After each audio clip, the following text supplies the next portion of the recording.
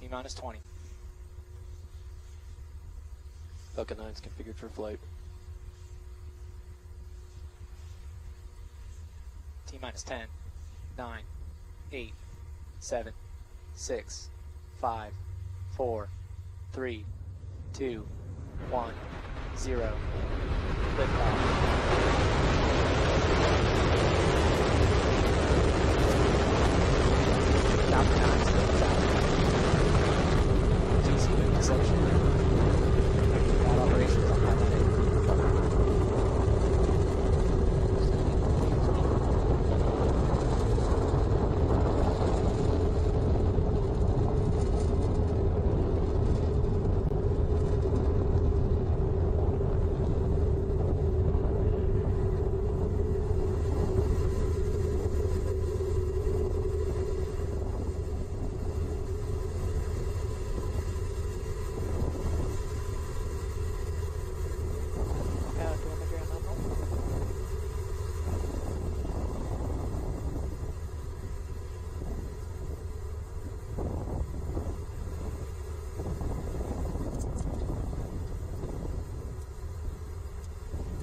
And Falcon 9 is on its way to delivering Dragon for its 10th commercial release resupply services mission. This is the first time a launch vehicle has left Earth from 39A since the Space Shuttle Atlantis in 2011.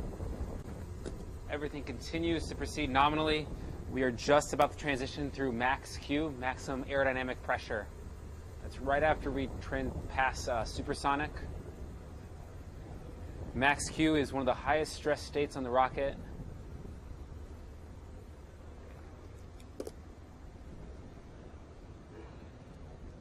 Right after this, we're going to be proceeding into kicking over for our inertial pitch. That's where Dragon is going to start going on an orbital trajectory.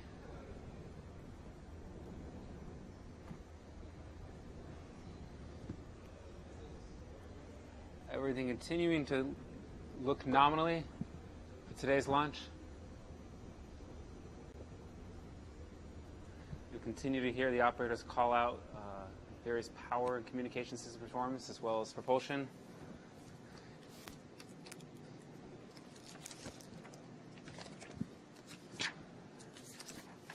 So you can see the aft.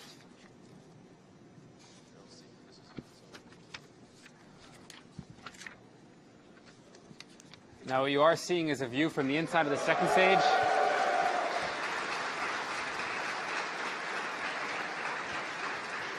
You have main engine cutoff with stage separation. And we have a second stage engine start. You can see the first stage is on its way back for its first maneuver burn. It will have a 3-burn process, the entry burn coming up. Or the boost back burn, sorry. Meanwhile, the second stage is continuing to perform nominally. It's got a 6-minute burn.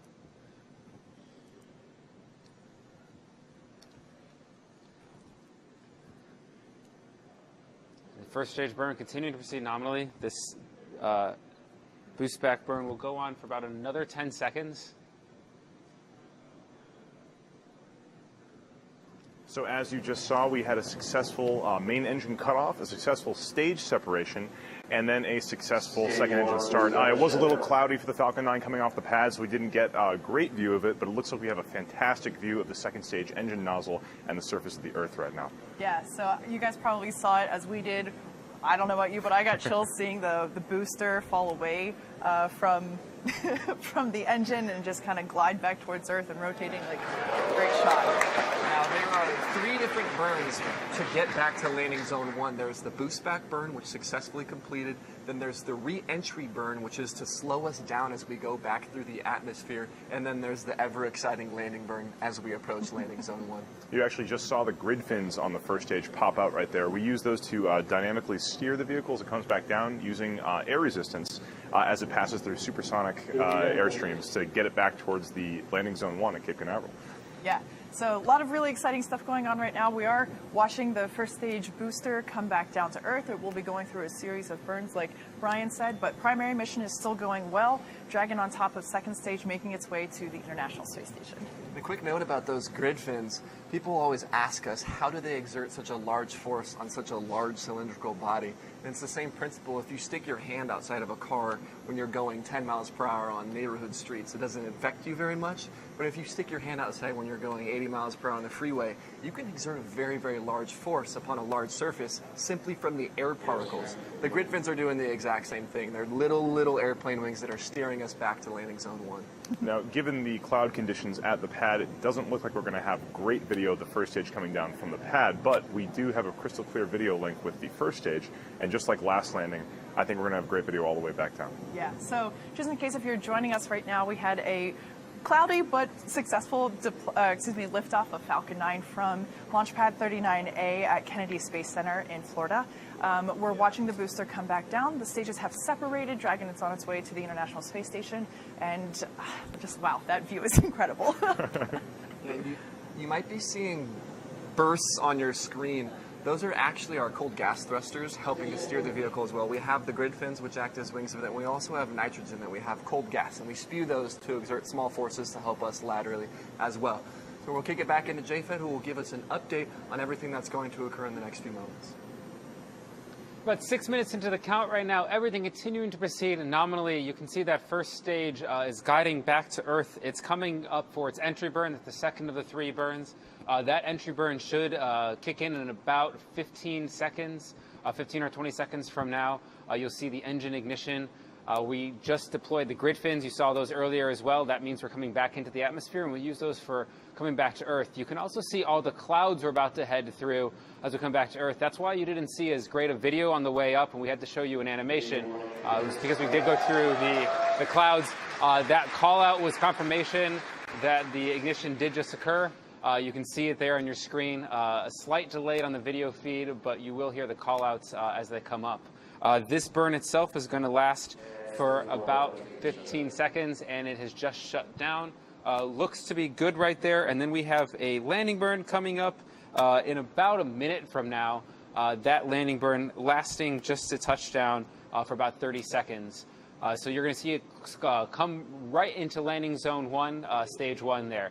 Meanwhile, on your right side of your screen, you can see stage 2. The stage 2 burn is going to last for about another 2 minutes. Continues to perform very well. That stage 2 engine has pretty deep throttle capability. It can go from about 81,000 pounds to 210,000 pounds. That's how we target that precision orbit. We put in a parking orbit of 200 by 600 kilometers. That's all good there. Meanwhile, stage 1 is transonic right now, transitioning through the speed of sound as it's coming back to Earth, and everything is looking good to go. Okay, so you've got some footage there of the booster as it comes back down. We're waiting for the landing burn to begin very soon. It was cloudy on takeoff, so we are expecting some clouds as we re-enter. So we really hope to be able to bring some really good footage as it comes back down to landing zone 1, which is on ground. It's not one of our drone ships. And you can see it descending there with the landing zone in the background. It's amazing to think of what's happening. That is coming back from space with live footage. It is approaching the landing zone now. Landing You're legs seeing on your screen, landing legs deployed. As it softly touches down successfully on LZ-1. Congratulations, Falcon. The Falcon has landed once again, landing zone 1 in. So it looks like the clouds are just beginning to break there, making for a pretty picture-perfect landing. No video from the ground like we had expected earlier, but we did get great video all the way down. So right now, the second stage looks like it's also proceeding normally. The primary mission today is, of course, to bring the Dragon to the International Space Station, and by all accounts, it looks like it's going very well right now. Yeah, so over the next few moments, what's going to come up, second stage is still attached to Dragon, so they're going to continue for a moment. Dragon will deploy its nose cone, that aerodynamic shield that it keeps to move through air efficiently. It will deploy that because once it's out in space, it doesn't need that mass. Then eventually Dragon will separate from second stage and will continue on its phasing up to the International Space Station. Exactly. During that time, we will also see things like the deployment of the solar arrays from the trunk section, which Brian mentioned earlier in our webcast, that is the unpressurized section of the Dragon capsule. Now, the Dragon doesn't just go straight to the International Space Station. It actually slowly approaches over a series of days. So we won't actually be getting there today, but once Dragon separates from the International Space Station, it will be slowly executing a series of burn maneuvers, getting it closer and closer. And we actually just got confirmation that we have a good orbit for second stage.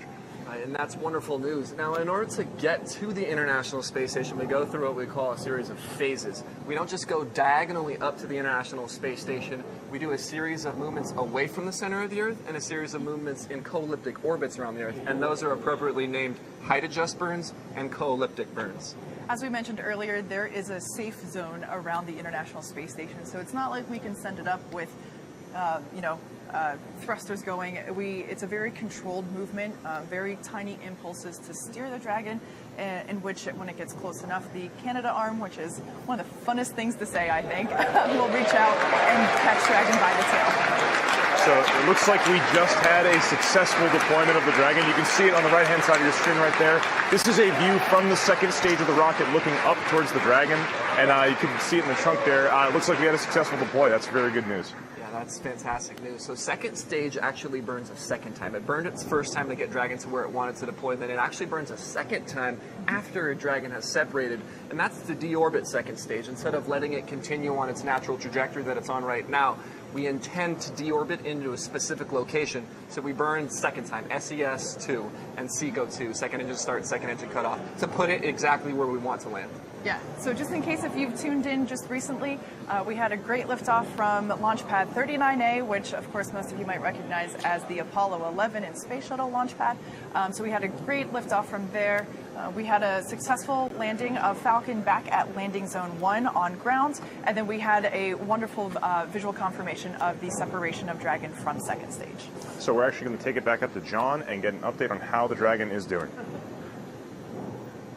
We are just about 11 minutes into today's mission at this moment. Everything looking nominally. You heard before already that we had a nominal orbital insertion. Lot to be happy about that. Our Falcon put Dragon in a perfect parking orbit. As we get ready for 2 days of maneuvers, height adjust, and co-elliptic burns to get us to the space station. On the right side of your screen, you're seeing an image inside the solar array fairings. What happens is Dragon actually pops out some solar rays behind some fairings. On ascent, we use these for charging the batteries so we can begin our on-orbit operations. Now, Dragon does carry 4 large batteries on board. These batteries, however, do not last enough for the 2 days that we have to get to the space station, so we use solar rays to charge those batteries and keep the spacecraft functioning. We are berthing with the space station on the 20th, about 9 a.m. Eastern time. So that will be coming up at that point in time, 22nd, sorry. The 22nd, we're going to be berthing with the space station with the hatch ingress soon after that. Shane Kimbrough and Thomas Bisquette will be opening Dragon. We'll be actually doing the berthing operations, then opening shortly thereafter. Now, what Dragon actually has to do, and why we're kind of holding on here for a second as you're seeing the inside of the vehicle, is Dragon has to prime the thrusters before and make sure the prop system works functionally. And then, as you can see right there, the solar rays themselves are going to come out, and that is a beautiful sight always to see, that those solar rays will unfurl. Those solar rays contained attached to the trunk themselves, one on either side, and kind of in the middle of your screen, towards the bottom middle of the screen, you can see the hinge that they are connected to the trunk, and that's actually how we rotate the solar rays about the trunk and use our pointing operations to charge the batteries that I mentioned before. You're actually looking at the back side of the solar rays. That's actually the solar array wiring as we do the interconnects to the modules, and that's the other side of the solar array. You can see kind of the cresting of the Earth in the bottom as well. So for now, everything continues to look nominally, proceed nominally on orbit. No issues to report from Dragon. At this moment, we are in a perfect orbit, as good as you could hope at this moment. Everything on Dragon continuing to look good. And you saw as well that first stage landed back at landing zone 1 for our first daytime landing. That was a beautiful sight as well for sure today. So everything here is looking good. So let's check back in downstairs with the rest of our team.